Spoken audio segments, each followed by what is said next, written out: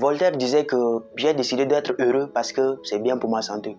Aujourd'hui, je fais cette petite vidéo pour donner de l'espoir à ces personnes-là qui se trouvent dans un cercle social où elles souffrent énormément en silence et préfèrent de garder le silence plutôt que de partager le problème pour avoir la solution.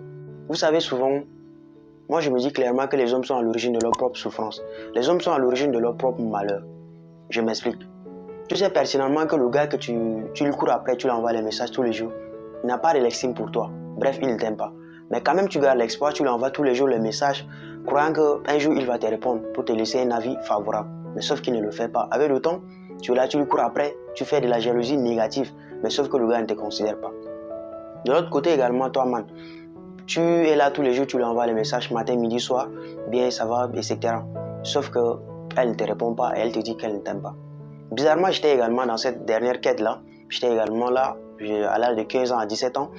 Je courais pertinemment derrière une fille que j'aimais tellement. Je lui passais tous les jours mes messages. Bonjour, ça va, bien dormir, etc. Tout ça. Et sauf qu'à la fin, elle m'a dit qu'elle ne m'aimait pas. Elle n'avait pas de considération pour moi. Cela m'a bizarrement fait mal. Mais sauf que j'ai retenu quelque chose. J'ai compris qu'à la fin, lorsqu'on mange la même sauce tous les jours, cette sauce finit par nous suffire. Et on finit par la lâcher. C'était textuellement comme ça pour moi également. Vous savez, une relation, on ne force pas une relation. Lorsque quelqu'un t'aime, ça doit venir naturel, on ne force rien. C'est également dans le même cas dans le cercle social. Tous les jours, on est là, on court après nos amis comme si ce sont les meilleurs amis. Et lorsqu'on a besoin d'eux, ils ne sont pas là. Et souvent, on essaie, de l'autre côté, on essaie également de faire de mieux pour être présent dans leur vie.